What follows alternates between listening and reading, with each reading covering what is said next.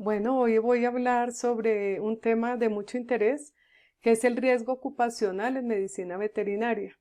¿Y por qué abordar este tema? Realmente porque nosotros como profesionales estamos en alto riesgo de exposición a una cantidad de factores que pueden afectar de manera directa nuestra salud e inclusive la calidad de vida en un futuro.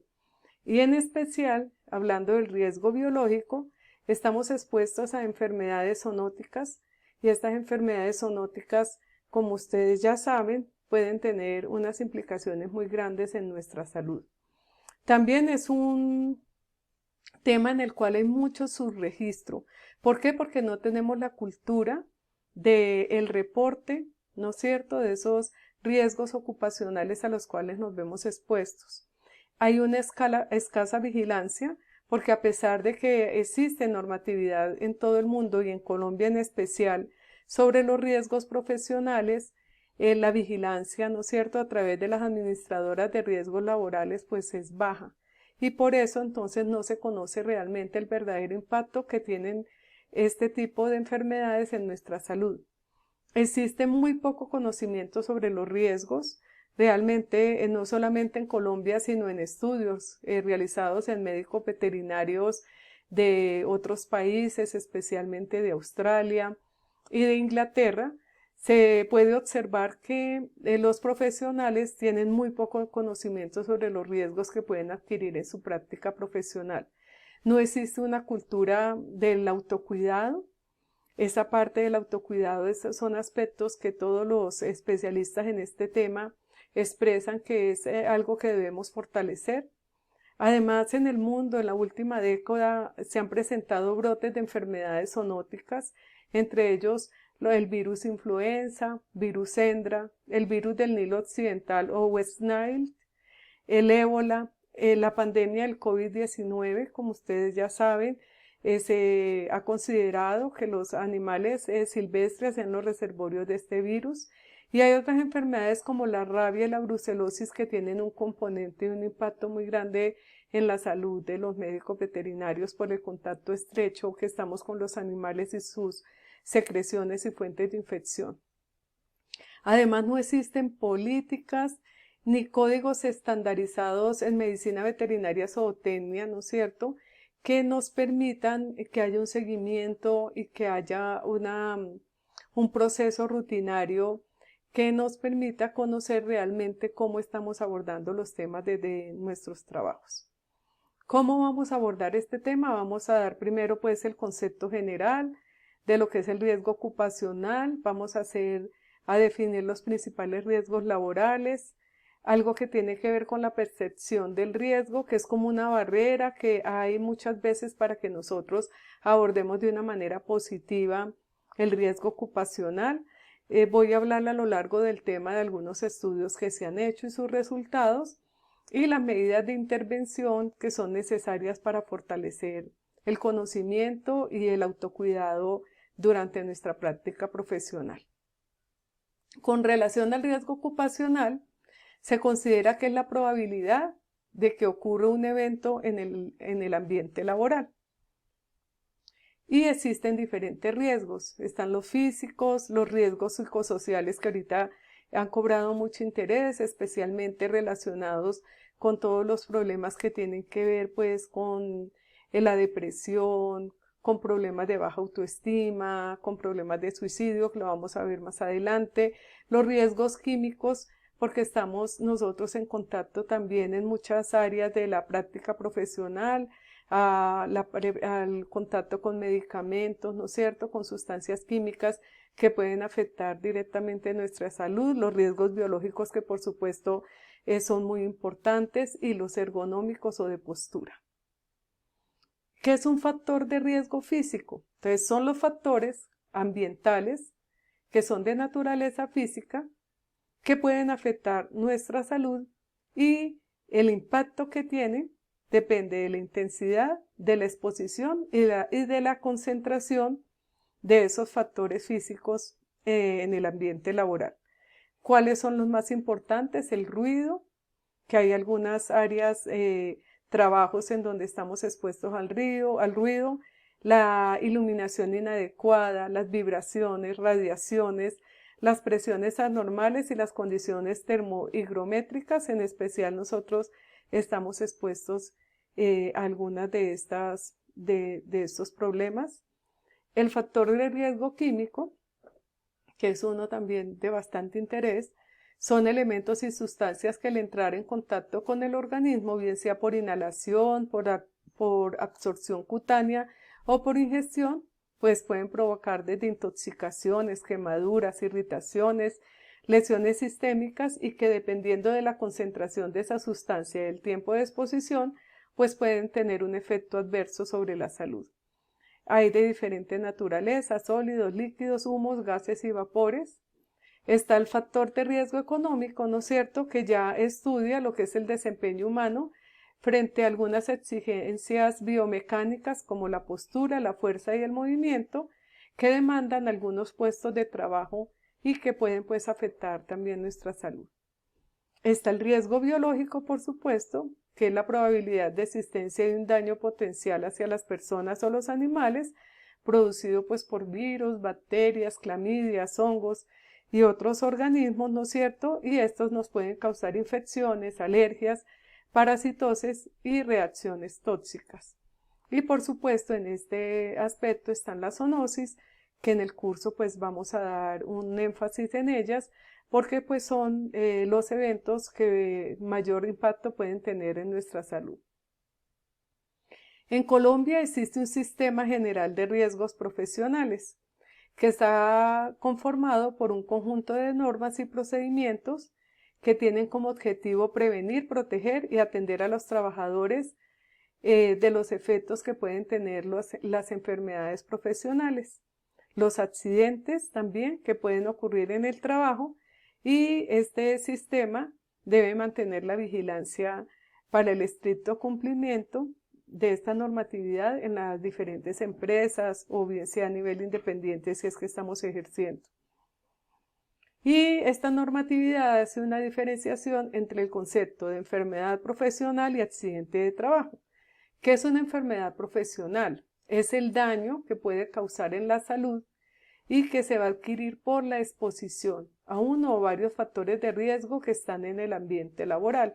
Es decir, que una enfermedad profesional tiene que ver con eventos de pronto de larga duración o que tienen un efecto crónico.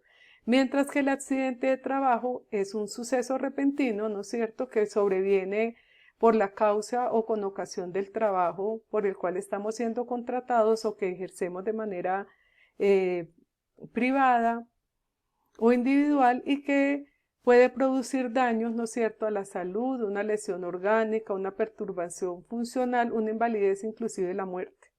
Pero la diferencia entre las dos es que este es un suceso que es repentino en el trabajo.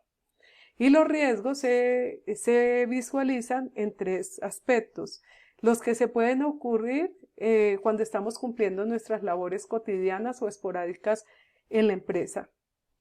Segundo, los que se producen en cumplimiento del trabajo regular, de órdenes o en representación del empleador, así sea fuera de los horarios laborales o de las instalaciones de la empresa. Esto es muy importante porque muchos de ustedes, ¿no es cierto?, van a ejercer de pronto actividades, pongámosle de consulta médica, domiciliaria, por dar un ejemplo, o también, digamos, cuando ejerzan en grandes animales, en fincas. Entonces esas actividades, si están dentro de las actividades propias del trabajo, deben ser cubiertas también y se deben incluir estos riesgos. Y tercero, los que suceden durante el traslado entre la residencia y el trabajo, pero esto se da en especial cuando el empleador suministra ese transporte. Entonces eso es importante que lo tengan en cuenta. ¿Por qué es tan importante los riesgos laborales? La Organización Internacional del Trabajo, la OIT, ha visto que en general en Latinoamérica existe un subregistro. Solamente el 4% de esas enfermedades profesionales son reportadas. Entonces se desconoce realmente cuál es el impacto que estos problemas tienen en la salud de los profesionales. Entonces no se conoce la magnitud del problema, y la única enfermedad que está incluida como una enfermedad ocupacional es la brucelosis. Es la única que se encuentra en el listado de las entidades profesionales, digo yo, de las únicas, es la única zoonosis. Y también que se ha visto que hay un incremento del reporte de la resistencia bacteriana adquirida por el personal veterinario. Entonces también puede haber, ¿no es cierto?, un incremento de esos problemas y hay un subregistro sobre estos estudios. ¿Qué sucede en Colombia? Entonces nosotros tenemos el decreto 2566 de 2009 que adopta la nueva tabla de enfermedades profesionales para el Sistema General de Riesgos Profesionales. Y hay una parte de esto que se habla de las enfermedades infecciosas y parasitarias en trabajos con exposición a riesgos biológicos. Incluyen todo lo que tenga que ver, las actividades que tienen que ver en el campo de la salud, los laboratorios y los servicios veterinarios, la manipulación de los alimentos, de los animales, de los cadáveres o de los residuos infecciosos que se generen durante estos procedimientos. Y también trabajos agrícolas u otros trabajos que impliquen un riesgo de contaminación biológica. Esto es muy bueno porque ya se está reconociendo, ¿no es cierto?, que el riesgo biológico puede llegar a afectar nuestra salud y puede causar invalidez y muerte inclusive. Bueno, dentro de los factores de riesgo que quiero que veamos de una forma muy general, están los psicosociales y dentro de esos me pareció muy interesante que abordar el suicidio. En veterinaria se ha visto que el suicidio está más asociado con veterinarios jóvenes, con las mujeres y todas aquellas personas cuyos trabajos requieren que trabajen como en aislamiento, en soledad. Estas personas tienen un mayor riesgo de pensamientos suicidas y mayores problemas de salud mental y de estrés. En el Reino Unido será tan importante este tema y se ha estudiado que ellos tienen un fondo de asistencia veterinaria y ONGs que están encargadas de dar soporte a estas personas que tengan problema, y ellos reportan que en el 2012 el 60% se hicieron por personas que fueron menores de 30 años, porque son las personas que según los estudios que se han hecho son más vulnerables a la depresión y al estrés. Y hay esta línea, ¿no es cierto?, que se llama VetLife. Es una línea de soporte gratuita que funciona a las 24 horas para escuchar a aquellas personas pues que tengan un problema de depresión o riesgo suicida, para que ellos puedan tener apoyo profesional, asistencia financiera y soporte médico. El suicidio en medicina veterinaria también ha sido estudiado en Canadá y se ha encontrado que la tasa de suicidios veterinarios es inclusive el doble que la de los odontólogos, de los médicos, y 4 veces superior al de la población general. Y en una encuesta general, ¿no es cierto?, que hizo esa asociación, pudo encontrar que más o menos el 19% de las personas encuestadas habían tenido alguna vez un pensamiento suicida, el 9% había intentado suicidarse, y de estos el 49% siente riesgo de intentarlo otra vez. Entonces, en Colombia realmente estudios sobre riesgo suicida hay en estudiantes en general universitarios y se ha visto que es alto, pero no hay estudios específicos en la medicina veterinaria y sería interesante hacerlos. Hay factores de riesgo asociados a nuestra profesión que tiene que ver con ese perfeccionismo y escrupulosidad que nosotros trabajamos, ¿no es cierto?, de todo lo que tiene que ver con la bioseguridad y eso, en nuestra práctica profesional, que según los estudios nos hace más susceptibles a sufrir enfermedades mentales, el aislamiento social, y se dice que la formación en el pregrado, que tiene una alta exigencia, ¿no es cierto?, planes de estudio que son exigentes, llevan a una depresión y a un problema, ¿no es cierto?, que muchas veces los estudiantes tienen dificultad para afrontarlos. ¿Cuáles son los factores? Dentro de los factores de riesgo en veterinaria para el suicidio se encuentra la falta de apoyo profesional, los errores profesionales que nos pueden llevar a sentir frustración, También las largas rutinas de trabajo, las relaciones dificultosas, las expectativas de los clientes que muchas veces no se llenan pues con nuestra labor, los resultados clínicos inesperados que nos pueden llevar a frustración, a cansancio emocional por compasión, ansiedad, depresión, desilusión, desmoralización. También muchas veces los aspectos económicos, como tiene que ver con la escasez de recursos, las limitaciones financieras, la queja de los clientes y cansancio crónico, pues pueden ser factores condicionantes. También porque nosotros, la actitud que tenemos frente a la muerte, ya que nosotros practicamos la eutanasia también a los animales, o si trabajamos en ambientes como las plantas de beneficio, en donde uno ve a diario la muerte de los animales, eso puede cambiar como la percepción que uno tiene frente a la muerte y eso puede generar mayor susceptibilidad al suicidio. Y también pues tenemos acceso y conocimiento de muchos medicamentos que muchas veces tienen un potencial pueden ser algunas de ellas sustancias psicoactivas y se han encontrado también pues profesionales que hacen abuso de estos medicamentos. Pero cambiando de tema vamos a ver los riesgos químicos. Si quise escoger un medicamento que es la ketamina, que es muy utilizada, una molécula sintética, que en combinación con los sedantes pues es utilizada en la sedación, en la inmovilización de animales, en la amnesia, analgesia y anestesia. Tiene efectos alucinantes y disociativos, es usado como una droga recreacional, se ha visto que es sometida a abuso.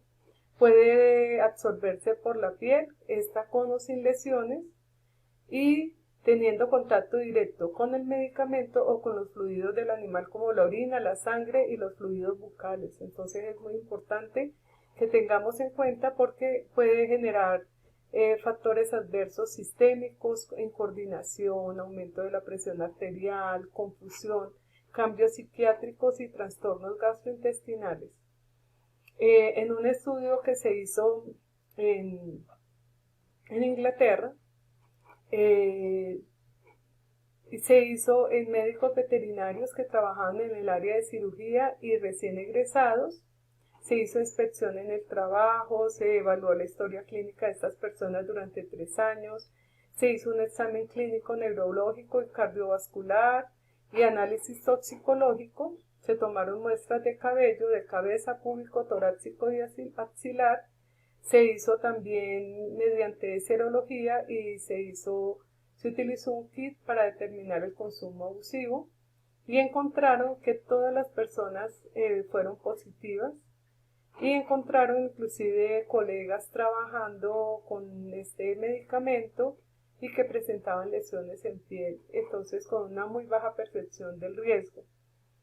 Se encontraron altas concentraciones en los médicos veterinarios superiores a los encontrados en pacientes que habían sido condenados en Inglaterra por conducir bajo el efecto de drogas alucinógenas, entre las cuales se encuentra la ketamina. Otro riesgo químico de interés tiene que ver con los medicamentos utilizados para la quimioterapia, que es un área que está cogiendo mucha relevancia en la medicina veterinaria. ¿Y cuál es el inconveniente? Es que muchos de los tratamientos, ¿no es cierto?, son llevados a cabo, son administrados en casa o en clínicas locales que no tienen las normas de bioseguridad adecuadas. La mayoría de estos tratamientos son llevados por médicos generales. Nosotros no tenemos una especialidad en esta área o por los propietarios, entonces esto aumenta también el riesgo por los propietarios, hacia los propietarios de los animales, y se ha evaluado que nosotros tenemos 15 veces más riesgo de exposición a estos medicamentos comparados con la quimioterapia que se aplica en medicina humana. ¿Cuál es la importancia? Que gran parte del personal médico son mujeres en edad reproductiva, que participamos en la preparación, administración de la quimioterapia, aumenta el riesgo de presentar abortos cuando las mujeres están embarazadas, inclusive riesgo de infertilidad a las personas, pues en este caso tanto hombres como mujeres. cuáles son las vías de exposición, la dérmica, la ingestión y la inhalación. Y los estudios indican que se disminuye mucho el efecto biológico de estos medicamentos cuando las personas, ¿no es cierto?, utilizan el equipo de protección personal y administran estas medicaciones bajo unas condiciones de bioseguridad apropiadas. Y nosotros, como médicos veterinarios, en este aspecto somos responsables de aplicar las normas de seguridad. Debemos estar debidamente capacitados sobre los medicamentos que estamos manejando. Somos responsables de llevar la documentación y los requisitos de prescripción de estos medicamentos y educar al propietario sobre los riesgos, porque recuerden que los animales excretan por sus secreciones los medicamentos, ¿no es cierto? Y entonces los propietarios deben saber sobre las normas de cuidado que deben utilizar para manejar tanto las heces como la orina. Y nosotros pues somos los responsables de esa manipulación segura de esos medicamentos. Otro aspecto también es la radiación ionizante. Nosotros tenemos especialmente aquellas personas que trabajan, ¿no es cierto?, de servicios de radiografía, como máquinas también con el manejo de máquinas de tomografía computarizada, otros equipos, ¿no es cierto?, de medicina nuclear. Para ello, en otros países se exige que haya un plan de gestión para el manejo apropiado de estas radiaciones. Debe haber un protocolo de procedimientos. Los animales a los que se les aplica este tipo de procedimientos deben someterse a una cuarentena. Se debe hacer un monitoreo y un registro del personal que tiene contacto y una capacitación permanente por los riesgos tan grandes para la salud. En Colombia hay normatividad, ¿no es cierto?, sobre el control de las radiaciones ionizantes. Hay normas técnicas sobre las dosis acumulativas en los sitios de trabajo. En el Código Sustantivo de Trabajo además se exige que las personas que son responsables de la administración pues, de estos equipos deben tener descanso cada 6 meses y tienen un sistema pensional especial también. Pero en la medicina veterinaria no es una especialidad y eso nos hace mucho más susceptibles a cometer errores durante esta práctica. Muchas de las encuestas a mujeres veterinarias que se hicieron, en un estudio que se hizo en 2.175 encuestadas, encontraron que el 64% de ellas habían tenido exposición a radiación durante el embarazo. En otro estudio, el 82% habían autorreportado exposición a rayos X en un año. Y esos reportes, ¿no es cierto?, pues encontraron que muchos de esos trabajadores habían tenido en los monitoreos unas dosis mucho más altas de las aprobadas o las que se consideran como seguras. Y los efectos secundarios para mujeres que están embarazadas y están expuestas a estas radiaciones es el cáncer, defectos de nacimiento y otras mutaciones permanentes en sus hijos. ¿Qué es lo que se debe cumplir? Entonces hay que cumplir las normas de protección que deben ser obligatorias. Somos responsables del mantenimiento de los equipos, de su uso correcto, de tener conocimiento sobre los límites de exposición recomendados, conocer todas las formas que limitan la exposición a estas radiaciones, cuarentena y aislamiento de los pacientes y una educación e información a los clientes sobre los riesgos también que ellos pueden tener porque los animales quedan irradiando, ¿no es cierto?, especialmente cuando se trabaja con grandes especies. Debemos aplicar monitores para poder hacer un seguimiento, dosímetros, para hacer un seguimiento sobre a qué niveles de exposición estamos a riesgo. Usar portacassette también para aumentar la distancia hacia la fuente donde estamos aplicando este procedimiento. Bueno, ahora vamos a mirar cuáles son los accidentes laborales más frecuentes. Dentro de esos accidentes laborales más frecuentes hay muchos estudios, pero la mayoría indican que los pinchazos, las contusiones y los cortes son los más frecuentes durante la práctica profesional veterinaria. Sin embargo, estamos también expuestos a lesiones articulares, muchos de ellos que están relacionados, ¿no es cierto?, con los golpes que podemos tener, que podemos recibir de nuestros pacientes, desgarro muscular que tiene que ver mucho con problemas de ergonomía, especialmente cuando se trabaja en campo, las fracturas o fisuras óseas también que tienen que ver pues con lesiones que nos puedan infligir los animales, problemas de alergia por la exposición frecuente con muchos medicamentos y las mordeduras. En este aspecto se ha visto que la cultura hacia el lavado y considerar que cualquier contacto con un animal potencialmente transmisor de rabia o nos ofrece un riesgo y que debe ser manejado como una urgencia médica, pues ha sido poco abordado. Siguiendo con los accidentes de trabajo, las mordidas y los arañazos por animales son una de las lesiones también más comunes. Y recuerden una cosa, que los animales que no tengan vacunación antirrábica, los animales silvestres y los caninos callejeros, ¿no es cierto?, cuando tienen algún contacto con saliva, bien sea por aruñazo, lamedura o mordedura, este tipo de agresiones se consideran exposición grave y requieren tratamiento. ¿Cuáles son los elementos más usados para las lesiones? Las agujas hipodérmicas, las lesiones que nos infligen los animales, bien sea mordiéndonos o generándonos contusiones al golpearnos, las instalaciones, el ambiente, las agujas de sutura, la vacuna antibrucélica, que es una vacuna que genera mucho riesgo, especialmente cuando se usa la cepa viva o cepa 19, en los procedimientos de castración y la necropsia, durante la necropsia, el bisturí, pues son los elementos más usados para cuando nos infligimos estas lesiones. Los pinchazos con agujas se dice que más o menos el 86.7% en veterinarios de zoológico las lesiones se han infligido con este tipo de elementos.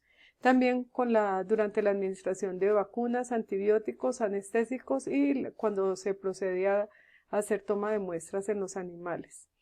Hay otros factores asociados. También se ha visto que en Alemania más o menos el 87.7% de los accidentes laborales se causan en el lugar de trabajo, el 8.2% en el trayecto casa-trabajo y más o menos de zoonosis solamente el 4.1% se reporta, o sea que hay un subregistro.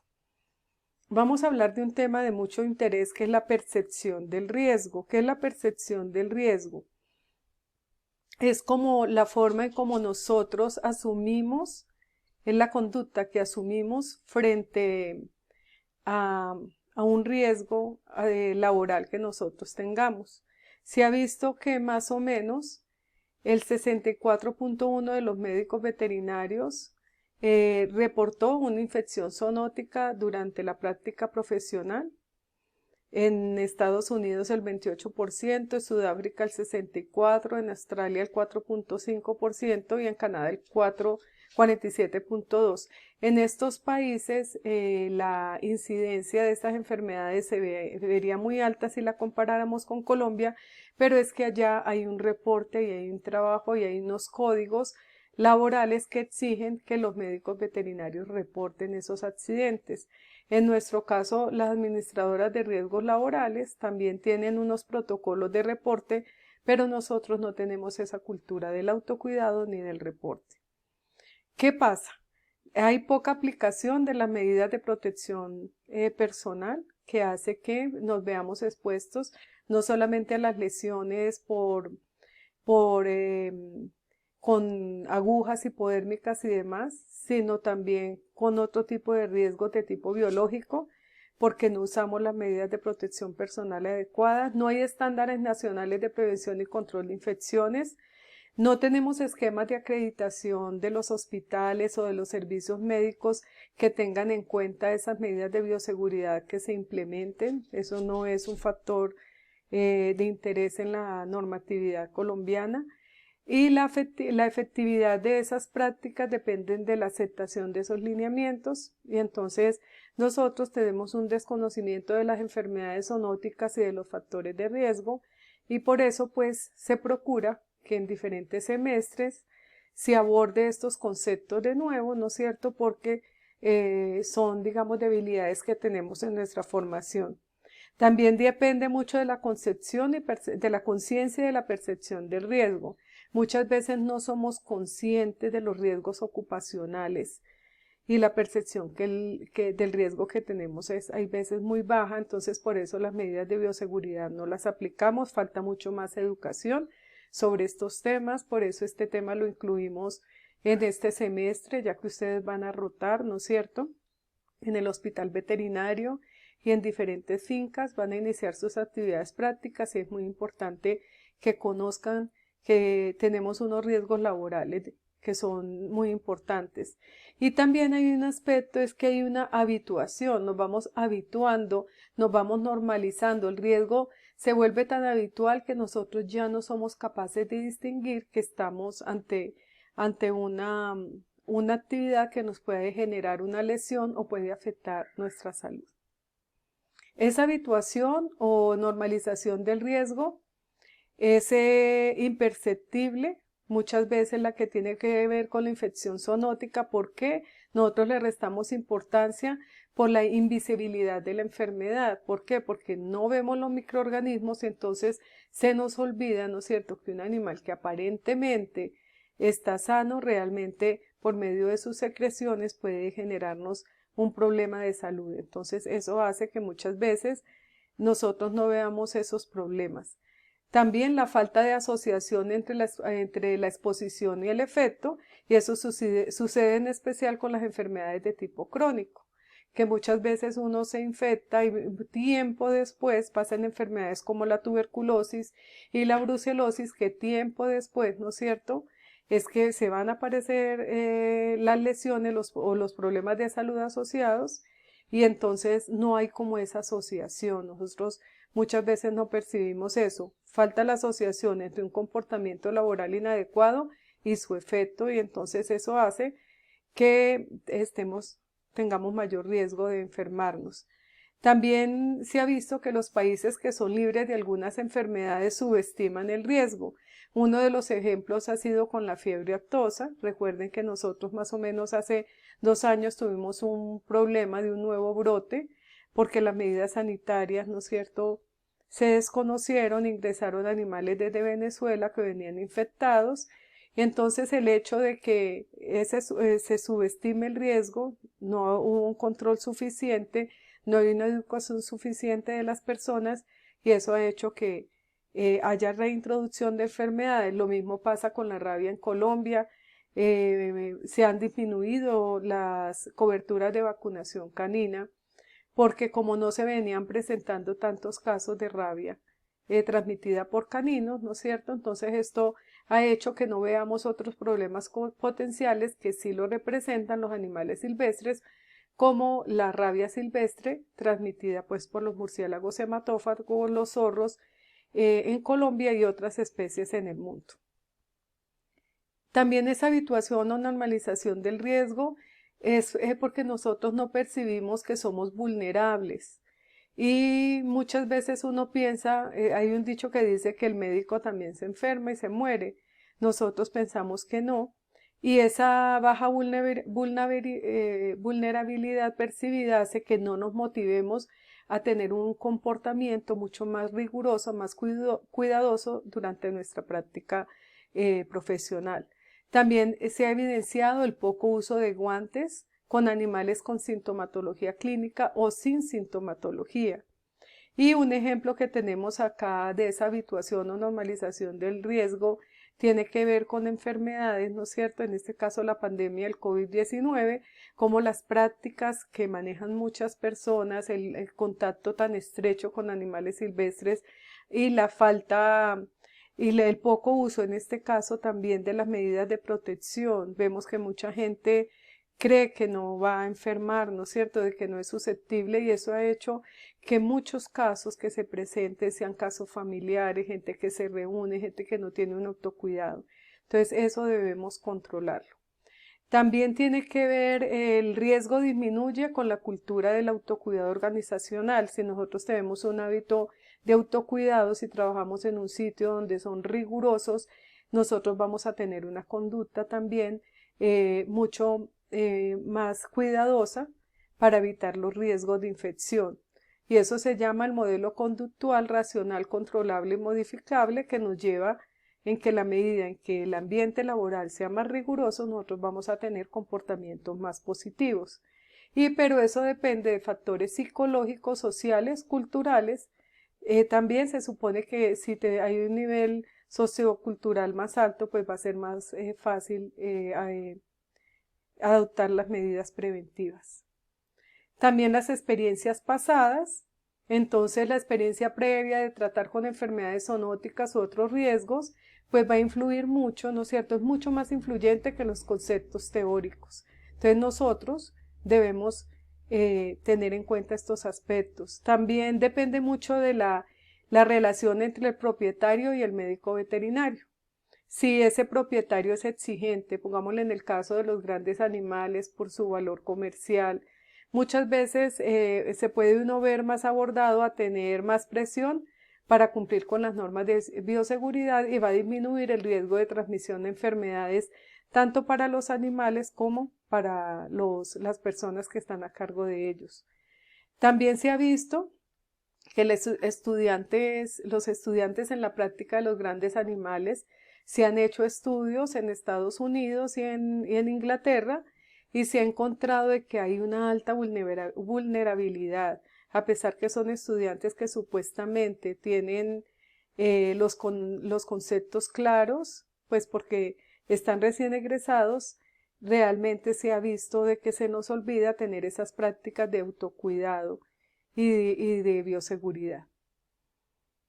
Un estudio de percepción del riesgo que se hizo en el Reino Unido, que se hizo en más de 3.000 médicos veterinarios, encontró que el 35% estaban preocupados por el riesgo ocupacional, pero ellos asociaban ese riesgo ocupacional, el riesgo biológico, lo asociaban mucho con la presencia, pongámosle, de pinchazos o otras lesiones, otros accidentes laborales, y muchos de la zoonosis no se transmiten por esa vía, ¿no es cierto? Por la inoculación y demás. Entonces, esto pudo detallar de que hay muy poco conocimiento sobre la epidemiología de la zoonosis. Y en este estudio miraron la percepción del riesgo, ¿no es cierto? Y pusieron diferentes escenarios clínicos, como cómo procedían los médicos veterinarios en el caso de tener un animal lesionado, al tener contacto con heces y orina, contacto con saliva, con animales enfermos, con la sangre, con los residuos generados durante las necropsias, con animales sanos y con hembras durante el parto, y para mirar qué tanta percepción ellos pensaban que podía esa actividad generarles algún riesgo para su salud, y vemos que en estas eran menos del 20% que ellos lo consideraban como muy, muy riesgoso. Sobre todo, mire, en saliva, nosotros sabemos que las heces y la orina, la presencia de animales enfermos, el contacto con sangre, mire la percepción, menos del 10%. En una necropsia con animales sanos, también la gente no sabe que hay muchas condiciones en los animales deportadores y se ven aparentemente sanos, pero pueden ser un riesgo para nuestra salud. Y mire con las hembras en parto, especialmente para brucela y otras enfermedades transmitidas por estas secreciones que se generan y por todos los tejidos. Entonces vemos que esa percepción del riesgo es deficiente. También recordemos, hay algunas zoonosis como la brucelosis, ¿no es cierto?, que la exposición ocupacional es alta, el contacto directo con sangre, con leche, con placenta, con fetos, secreciones uterinas infectadas, esta vía inhalatoria que muchas veces desconocemos. Esta vía inhalatoria es fundamental. Recuerden que en especial para los vacunadores, esas secreciones que quedan, perdón, con esas gotas de vacuna que quedan en el ambiente, mucha gente desconoce que ese es un riesgo por el ingreso que puede tener la bacteria por las mucosas oral y nasal y la ocular. el manejo de objetos cortopunzantes y la exposición accidental con vacunas que se ha encontrado en todo el mundo. Hay evidencias en Turquía, en Colombia tenemos más de 17 artículos relacionados con brucelosis humana, especialmente en las personas que manejan las vacunas durante los procedimientos de vacunación anual, el personal a riesgo en las plantas de beneficios, expendedores, y vemos que hay prevalencias muy altas que van desde muy bajas, desde 0,14 hasta 10,4, es decir, que es una enfermedad prevalente. La leptospirosis es otra de las zoonosis importantes con riesgo ocupacional. Se han hecho trabajos en México donde han encontrado altas prevalencias en trabajadores de granjas porcinas. También se ha encontrado la presencia de coinfecciones de varias enfermedades con leptospirosis y un alto riesgo de que los trabajadores rurales sean más susceptibles de presentar la enfermedad. Es una enfermedad muy frecuente en caninos. Hay una baja cobertura de las vacunas comerciales. En estudios que terminamos recientemente encontramos que las vacunas tienen una baja cobertura, en especial con los animales de trabajo, ya que hicimos un trabajo con caninos policiales y encontramos que estos, como están a riesgo con contacto pues con otros animales, también con sus actividades propias de la policía, entonces ellos están susceptibles a enfermar y las coberturas de las vacunas son inapropiadas. Con relación a la vigilancia epidemiológica, se hizo un trabajo liderado por Convescol y encontró que la mayoría de los profesionales laboran en forma independiente y que en ellos la cobertura de la administradora de los riesgos laborales es muy baja. No tienen mucha accesibilidad a los programas de promoción de la salud en el trabajo y un pobre diagnóstico de la zoonosis por parte de las EPS. Solo el 25% de la población económica activa está afiliada a un sistema de seguridad social. La prevención primaria en pequeñas empresas es deficiente y hay mucho subregistro de las enfermedades profesionales y del trabajo. Bueno, ¿cuáles son las medidas para mejorar todo este panorama? El uso de los elementos de protección es fundamental para reducir el riesgo de exposición a agentes patógenos durante el trabajo. El lavado de manos con antiséptico reduce la flora residente y promueve la flora transitoria. Y se ha encontrado, la Asociación Americana de Médicos Veterinarios hizo un trabajo y encontró que el lavado de manos después del contacto con el paciente es muy bajo. Solo el 48,4% de los médicos veterinarios que trabajaban con mascotas reportaban hacerlo, mucho más bajo los que trabajan con bovinos y equinos. Después de comer, beber y fumar, solamente también la mitad, un poco más de la mitad de los que trabajan con pequeños y una baja proporción de los que trabajan con grandes. El uso de guantes con animales con infecciones clínicas, mire que es bajísimo. El manejo inadecuado de heces y orina lo reportó el 67,4%. Esto fue un trabajo también con más de 4,000 profesionales. Lavados de manos entre los pacientes, de los practicantes y auxiliares en Estados Unidos es bajísimo. Y informar al cliente sobre el riesgo del manejo de las secreciones en aquellos pacientes como los que tienen leptospirosis, ¿no es cierto? O cualquier otra enfermedad que pueda ser transmisible fue bajísimo. Solamente el 43% informaba a sus clientes sobre esos aspectos. Otra medida preventiva es el manejo apropiado de los elementos cortopunzantes. Recordemos que las punzadas y con agujas pues fueron muy frecuentes en los trabajos que han hecho en diferentes países. El adecuado manejo de los residuos patógenos, también nosotros no tenemos esa cultura del uso de los códigos de colores y demás. Y esto va a reducir el riesgo de exposición con agentes patógenos. La limpieza, la desinfección y esterilización tanto del instrumental, las instalaciones y la ropa, que eso va a remover la suciedad visible, disminuye y elimina la carga bacteriana, destruye todas las formas de vida. En eso nosotros fallamos en la práctica. Tenemos muy pocos manuales de procedimientos y de normas de prevención y control que permitan que nosotros seamos mucho más cuidadosos durante el manejo de los pacientes Y esta capacitación también permanente del personal médico, auxiliar y estudiantil se debe fortalecer, ya que en la universidad además hemos encontrado que hay muy poca cultura del reporte, hay muy poca cultura del autocuidado y un desconocimiento de los riesgos, como ya les había dicho. Refuerzo de la formación del personal médico sobre la epidemiología de la zoonosis y otros riesgos ocupacionales, por eso estamos dando este tema hoy. El reporte de los casos es fundamental.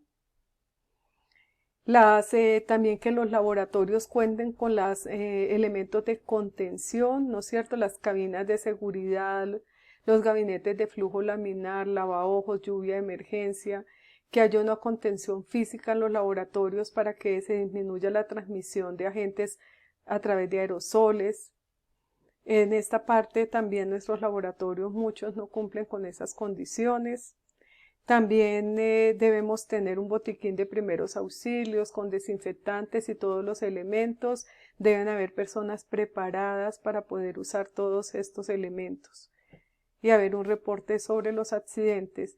Las medidas preventivas, el manejo de las muestras de laboratorio, que es muy importante, los frascos con sello hermético, esterilizados cuando se recomiende, un rotulado completo, que en eso también lo fallamos mucho cuando trabajamos en campo, para evitar riesgo, ¿no es cierto? No solamente para nosotros, sino para las personas que vayan a manipular esos tejidos. También la cuarentena es fundamental. Ya vimos cuando algún animal es sometido a algún procedimiento con radiaciones ionizantes. Esta parte no la cumplimos ni le informamos a los propietarios.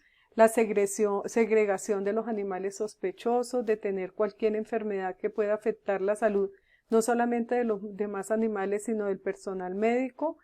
Limitar el contacto humano y accidental con pacientes de alto riesgo. Entonces, para eso, unas separaciones físicas de las áreas y un manejo con unas normas de bioseguridad con diferente dotación para la gente que vaya a tener contacto con los animales de acuerdo al riesgo biológico.